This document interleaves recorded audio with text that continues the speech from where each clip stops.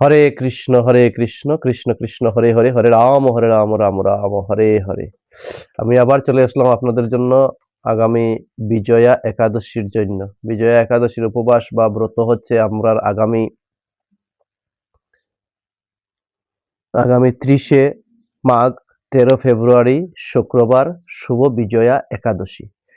পারণ হচ্ছে পরদিন একই ফাল্গুন, একলা ফাল্গুন, 14 ফেব্রুয়ারি শনিবার সকাল 6টা 15 মিনিট হইতে 10টার মধ্যে পালন করতে হবে।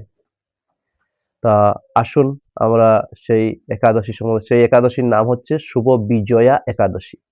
এর আগে যে একাদশী করেছিলাম আমরা সেটার নাম ছিল জয়া একাদশী, এবার হচ্ছে বিজয়া একাদশী। সেই বিজয়া একাদশীর মাহাত্ম্য স্কন্দ পুরাণে বর্ণিত হয়েছে। সেটা আমরা পাই ভাগবতের 9ম স্কন্ধে। ভগবান শ্রী রামচন্দ্র জীবনের সঙ্গে সম্পর্কিত খুব সুন্দর মাহাত্ম্য ব্রহ্মা নারদকে বলেছিলেন। আমরাও আজকে শ্রবণ করব একাদশীর মাহাত্ম্য। অতি উত্তম মাহাত্ম্য, অতি সুন্দর মাহাত্ম্য। আপনারা সবাই মিলে একাদশী ব্রত করুন, একাদশী ব্রত পালন করুন। একাদশী ব্রততে কোনো ব্রাহ্মণ, ক্ষত্রিয়, বৈশ্য, শূদ্র এগুলা কোনো ব্যাপার না। সবাই আমরা একাদশী ব্রত করব, সেটা হচ্ছে আমাদের মেইন ব্যাপার। তো যাই হোক, ভিডিওটা সম্পূর্ণ দেখবেন। ভিডিওটি ভালো লাগলে লাইক, কমেন্ট এবং শেয়ার করবেন। আর চলুন আমরা দেখি এই বিজয়া একাদশীর মাহাত্ম্য কি লিখেছে গ্রন্থেতে। হরে কৃষ্ণ।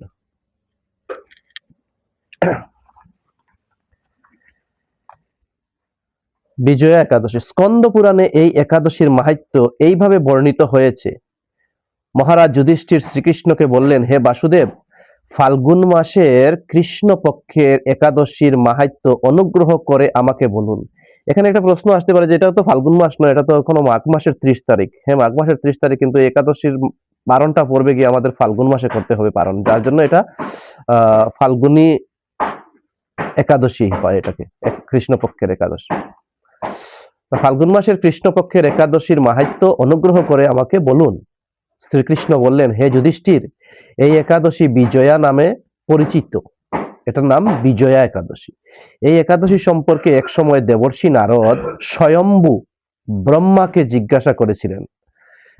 তিনি এই প্রসঙ্গে যা বলিয়াছেন তা আমি এখন তোমাকে বলিতেছি। এই পবিত্র পাপ বিনাশকারী ব্রত মানুষকে জয় দান করে এবং বিজয় নামে প্রসিদ্ধ। পুরাকালে শ্রী রামচন্দ্র 14 বছরের জন্য বনে গিয়েছিলেন। আপনারা সবাই জানেন, রামায়ণে ভগবান শ্রী রামচন্দ্র রাজ্য লাভের পূর্বেই উনি 14 বছরের জন্য বনবাসে গিয়েছিলেন। সীতা ও লক্ষণের সঙ্গে তিনি পঞ্চবটি বনে বাস করতেন। পঞ্চবটি বনে সীতা এবং লক্ষণের সাথে রামচন্দ্র বাস করতেন, থাকতেন। সেই সময় লঙ্কাপতি রাবণ দেবী সীতাকে হরণ করে। সীতার অনুসন্ধানে রামচন্দ্র চতুর্দিকে ভ্রমণ করতে করতে এক সময় মৃতপ্রায় জটায়ুর সাথে তার সাক্ষাৎ হয়। দেখুন, প্রায় মৃত অবস্থায় জটায়ুর সাথে গিয়ে ভগবান শ্রী রামচন্দ্র দেখা করেন এবং রামচন্দ্র যথাসাধ্য সেই জটায়ুর শ্রাদ্ধ শান্তি সবকিছু উনি নিজের হস্তে করেছিলেন। জটায়ু রাবণের সীতাহরণের সমস্ত বৃত্তান্ত রামচন্দ্রকে জানিয়ে মৃত্যুবরণ করেন। জটায়ু মারা যাওয়ার পরে ভগবান শ্রী রামচন্দ্র জটায়ুর অন্ত্যেষ্টিক্রিয়া এবং শ্রাদ্ধাদি কর্ম সম্পূর্ণ নিজের হস্তে করেছিলেন। এরপর সীতা উদ্ধারের জন্য বনরাজ সুগ্রীবের সাথে তিনি বন্ধুত্ব স্থাপন করেন। ভগবান রামচন্দ্রের কৃপায় হনুমান লঙ্কায় গমন করেন। সেখানে অশোক বনে সীতা দেবীকে দর্শন করে শ্রীরাম প্রদত্ত অঙ্গুরি বা আংটি দেখিয়ে তাকে অর্পণ করেছিলেন। ফিরে এসে শ্রী রামচন্দ্রের কাছে লঙ্কার সমস্ত ঘটনা কথা বক্তব্য করেন। হনুমানের কথা শুনে রামচন্দ্র সুগ্রীবের পরামর্শে সমুদ্র তীরে যান।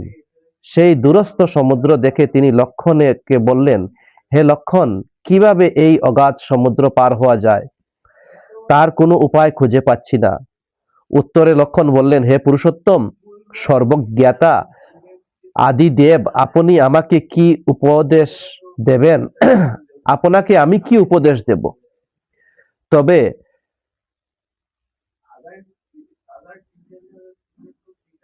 বগদালভ্য নামে এক মুনি এই দ্বীপে বাস করেন। এখান থেকে 4 মাইল দূরে তার আশ্রম। হে রাঘব, আপনি সেই প্রাচীন ঋষি শ্রেষ্ঠকে এর উপায় জিজ্ঞাসা করুন। লক্ষণের মনোরম কথা শুনে তার সেই মহামুনির আশ্রমে উপনীত হইলেন। ভগবান রামচন্দ্র ভক্তরাজ সেই মুনিকে প্রণাম করলেন। মণিবর রামচন্দ্রকে পুরাণ পুরুষ বলে জানতে পারলেন। আনন্দ ভরে জিজ্ঞাসা করলেন, হে রামচন্দ্র, কি কারণে আপনি আমার কাছে এসেছেন তা কৃপা করে বলুন। শ্রী রামচন্দ্র বললেন, হে মুনিবর, আপনার কৃপা সৈন্যসহ আমি এই সমুদ্র তীরে উপস্থিত হয়েছি। রাক্ষস রাজের লঙ্কা বিজয় করাই আমাদের প্রধান উদ্দেশ্য। যাতে এই ভয়ঙ্কর সমুদ্র উত্তীর্ণ হতে পারি তার উপায় জানবার জন্য আমরা আপনার কৃপা প্রার্থনা করি। মুনিবর প্রসন্ন চিত্তে পদ্মলোচন ভগবান শ্রী রামচন্দ্রকে বললেন, হে রাম, আপনার অভীষ্ট সিদ্ধির জন্য যে শ্রেষ্ঠ ব্রত করণীয় আমি তা বলছি। ফাল্গুন মাসের কৃষ্ণ পক্ষে বিজয়া নামে একাদশী ব্রত পালনে আপনি নিশ্চয়ই সৈন্যসহ সমুদ্র পার হতে পারবেন। এই ব্রতের বিধি শ্রবণ করুন। বিজয় লাভের জন্য দশমীর দিন সোনা, রূপা, তামা অথবা মাটির কলস সংগ্রহ করে তাতে জল ও আম পাতা দিয়ে সুগন্ধি চন্দন সাজিয়ে তার উপর সোনার নারায়ণ মূর্তি স্থাপন করবেন।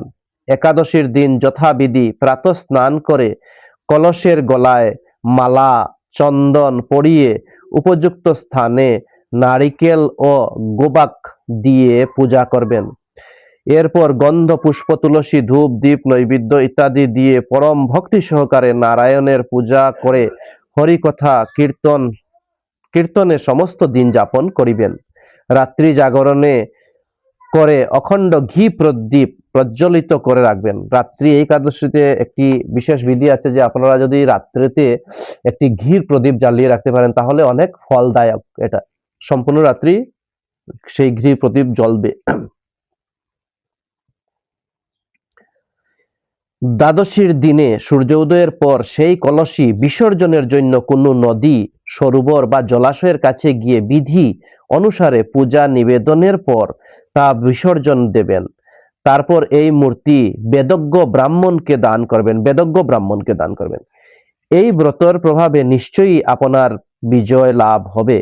ব্রহ্মা বললেন, হে নারদ, ঋষির কথা মতো ব্রত অনুষ্ঠানের ফলে তিনি বিজয়ী হয়েছিলেন।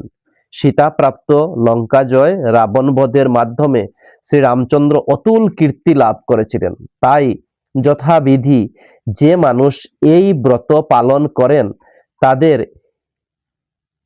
এ জগতে জয়লাভ এবং পরজগতে অক্ষয় সুখ সুনিশ্চিত হবে। এবার ভগবান শ্রীকৃষ্ণ যুধিষ্ঠির মহারাজকে বলছেন, হে যুধিষ্ঠির, এই কারণে এই বিজয়া একাদশী ব্রত পালন অবশ্যই কর্তব্য।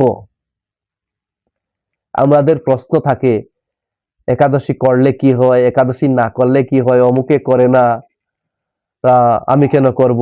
এই ধরনের আমাদের অনেক মন্তব্য হয় যে আমরা তো দেখেছি অমুক একাদশী করেন না, তা আমিও কি করব, আমারও কি করতে হবে একাদশী? হ্যাঁ, নিশ্চয়ই আমাদের করতে হবে একাদশী, কারণ এটা হচ্ছে শাস্ত্রের বিধান। ভগবান শ্রী রামচন্দ্র করেছেন, তা আমরা করব না কেন? ভাগবতের নবম স্কন্ধটা একটু খুলে দেখবেন। নবম স্কন্ধে খুব সুন্দরভাবে বর্ণিত আছে, এগুলা স্কন্ধ পুরাণে বর্ণিত আছে। এই কারণে এই বিজয়া একাদশী ব্রত পালন অবশ্যই কর্তব্য। এই ব্রত কথা শ্রবণ কীর্তন মাত্রেই বাজপেয় যজ্ঞের ফললাভ হয়। হরে কৃষ্ণ। তা যাই হোক, আমরা যদি শ্রদ্ধা সহকারে এই একাদশী ব্রত পালন করি তাহলে নিশ্চয়ই আমাদের এই সব ফল লাভ হবে। এই একাদশীর আগের দিন কিছু নিয়ম বিধি দেওয়া হয়েছে, যদি আপনাদের সম্ভব হয় তাহলে আপনারা সেই নিয়মগুলা করবেন। কিন্তু একাদশীর আগের দিন আমার প্রত্যেকটা ভিডিওতে দেওয়া থাকে, আপনাদেরকে আজকে অবগতের জন্য আমি জানাচ্ছি যে একাদশীর আগের দিন সর্বপ্রকার আমিষ দ্রব্য ব্যবহার করবেন না, নিষেধ করবেন। সর্বপ্রকার আমিষ দ্রব্য ব্যবহার করবেন। একাদশীর আগের দিন অবশ্যই অবশ্যই আপনারা নিরামিষ গ্রহণ করবেন এবং কোনো প্রকার নেশা গ্রহণ করবেন না। বিড়ি, সিগারেট, মদ, গাঞ্জা, চা পান, সাদা চুন এগুলা ব্যবহার করবেন না। একাদশীর দিন সারাদিন অন্য কথা না বলে হরি কথা আলোচনা করবেন, গীতা ভাগবত পড়বেন, গীতা নিয়ে বসবেন, যথাযথ গীতা, সাধক সঞ্জীবনী গীতা বা আরো যার যে সুবিধা মতো যে গীতাই আছে গীতাটা পড়বেন, গীতার তাৎপর্যগুলা পড়বেন, গীতার শ্লোক পড়বেন, গীতার মাহাত্ম্য পড়বেন, হরি নাম বেশি বেশি করে জপ করবেন। যে 4 মালা জপ করেন ওই দিন 8 মালা জপ করবেন, যে 8 মালা জপ করেন 16 মালা জপ করবার চেষ্টা করবেন, যিনি 16 মালা জপ করেন উনি 32 মালা জপ করবার চেষ্টা করবেন। হ্যাঁ, হতে পারে আপনি ব্যবসায়ী, অফিস যাবেন, ডিউটি আছে, চাকরি আছে, ব্যবসা আছে, ঠিক আছে, আপনি আপনার ব্যবসা করুন, ডিউটি করেন, কিন্তু ওই ব্যবসার মধ্যেই আপনি মুখে তো নাম বলতে পারেন, মুখে নাম জপ করতে পারেন। দেখুন, অজপা নাম অত সহজ হয় না। অজপা নাম জপ করতে হলে আগে জপের প্র্যাকটিস করতে হবে, তা না অজপা হবে। অজপা নাম তো আর এমনিতে চলে আসবে না। আমি ক্রিকেট খেলবো, আমি ব্যাটিং করব, আমি একদিন গেলাম ব্যাট হাতে নিয়ে আর 6 মারবো 4 মারবো, হয়ে যাবে আমার? আগে প্র্যাকটিস করতে হবে, নেট প্র্যাকটিস। তাই অজপা নাম মুখে বললেই অজপা হয়ে যাবে না। অজপা করতে হলে আগে জপ করতে হবে, কন্টিনিউয়াসলি জপ করতে হবে। আমাদের ঋষি মুনিরা যেটা আমাদেরকে দিয়ে গেছেন, আমাদের দর্শন দিয়ে গেছেন ঋষি মুনিরা, যে আগে তো চাষ করো, এমন মানব জমি রইল পতিত, আবাদ হইলে ফলতো সোনা। তাই আমাদেরকেও প্র্যাকটিস করতে হবে, একদিনে হবে না। অজপা এত সহজ জিনিস না। অজপা হতে হলে আগে জপের প্র্যাকটিস করতে করতে করতে করতে করতে করতে এক সময় গিয়ে পৌঁছবে যে না, আমার মালা লাগবে না, কাউন্টারও লাগবে না, আমি চলতে ফিরতে আটতে পড়তে যখনই যাব তখনই আমার শুধু নাম শ্বাসে প্রশ্বাসে চলবে। সেই প্র্যাকটিস হতে হলে তো আগে আমাকে জপের প্র্যাকটিস করতে হবে। তা আমরা শুধু জানি যে অজপা অজপা অজপা, এত সহজ ব্যাপার নয়। অজপা করতে হলে আগে জপ করতে হবে, আগে ফিল্ডে নামতে হবে, প্র্যাকটিস করতে হবে, তারপরে না আমি খেলবো। যাই হোক, আপনারা সর্বপ্রকার নেশা বর্জন করবেন। উপবাস দিনে নেশা, পান চুন সাদা যারা খায় তারা উপবাস দিনে আমিষ গ্রহণ করে, কারণ চুনটা হচ্ছে আমিষ, সেটা নিরামিষ না। ভগবানকে চুন সাদা দেওয়া হয় না। অনেক পণ্ডিত লোক আছে, ওনাদেরকে বোঝানো বড় মুশকিল, ওনারা তো পণ্ডিত। গীতাতে ভগবান বলেছেন যে পণ্ডিতি করে হবে না, ভক্তি লাগে, ভাব লাগে। পণ্ডিতরা অনেক কিছুই বলে। যাই হোক, আপনারা একাদশী ব্রত পালন, একাদশী ব্রত পালন করুন, নিজে করুন এবং অন্যকে প্রেরণা যোগান পালন করার জন্য, একাদশী ব্রত করার জন্য। একাদশী ব্রত, ব্রতের মধ্যে একটাই ব্রত একাদশী ব্রত। তা আপনারা তারিখ মনে রাখবেন, 30 মাঘ, 13 ফেব্রুয়ারি শুক্রবার একাদশী ব্রত, পরদিন 1লা ফাল্গুন 14 ফেব্রুয়ারি শনিবার সকাল 6টা 15 হইতে 10টার মধ্যে অবশ্যই পালন করিবেন। আর বিশেষ কি, ভিডিওটি ভালো লাগলে চ্যানেলটিকে সাবস্ক্রাইব করবেন, লাইক করবেন, কমেন্ট করবেন। এই ভিডিও থেকে যদি আপনাদের কোনো কিছু জানার থাকে তাহলে অবশ্যই অবশ্যই আপনারা কমেন্টস